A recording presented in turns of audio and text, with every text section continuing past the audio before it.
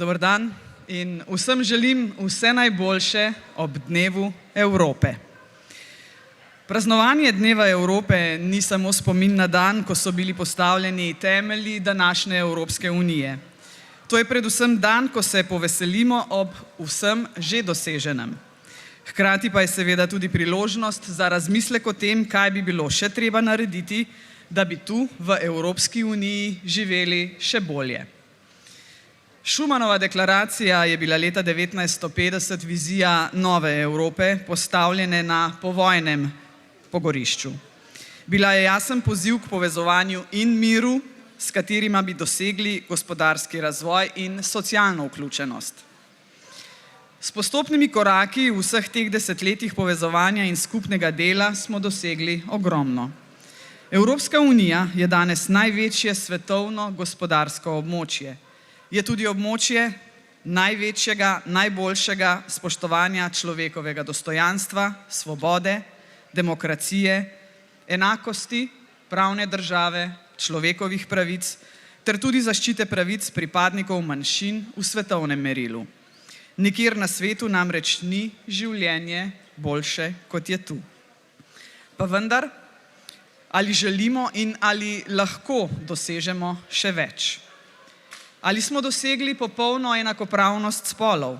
Ali pri nas zares ni nestrpnosti do drugačnih? Ali se ne dogajajo diskriminacije na podlagi spolne usmerjenosti in starosti? Ali imamo vsi ustrezen dostop do zdravstva? Nenazadnje, če se osredotočim na ožjo temo današnjega praznovanja Dneva Evrope, ali smo zadovoljni s kakovostjo okolja, v katerem živimo? Res je, da imamo v Evropski uniji najvišje okoljske standarde na svetu. Imamo stroge predpise, pa tudi sredstva, ki nam zagotavljajo hrano brez škodljivih dodatkov, kakovostno vodo, dober zrak in zmanjševanje hrupa. Res je tudi, da smo vodilni v svetu v boju proti podnebnim spremembam, tako z uvajanjem čistih tehnologij, kot tudi z razogljičenjem energije in transporta. Ker smo najbolj razvito gospodarsko območje na svetu, je normalno, da nosimo pri tem prehodu tudi večji delež v primerjavi z državami v razvoju.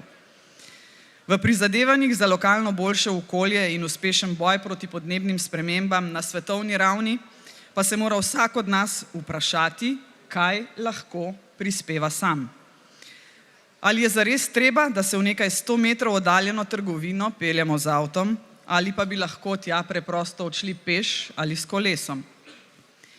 Ko gremo na sprehod, ali vzamemo s seboj plastenko vode ali pomislimo, da bi bilo bolje, da jo v steklenico natočimo iz pipe.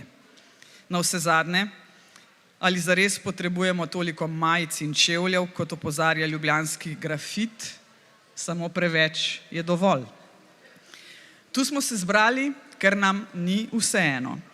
Slovenijo in Evropsko unijo imamo radi. Prav zato praznujemo Dan Evrope.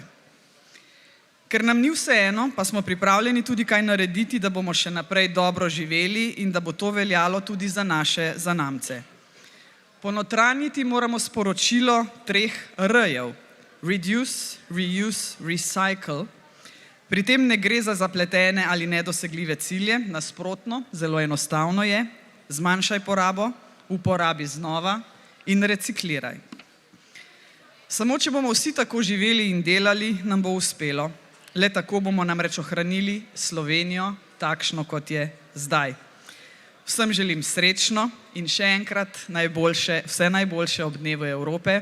Your Excellencies, let's celebrate Europe's Day together. Happy birthday, Europe, and thank you for coming to celebrate this event in the center of Ljubljana. Thank you very much. Hvala lepa.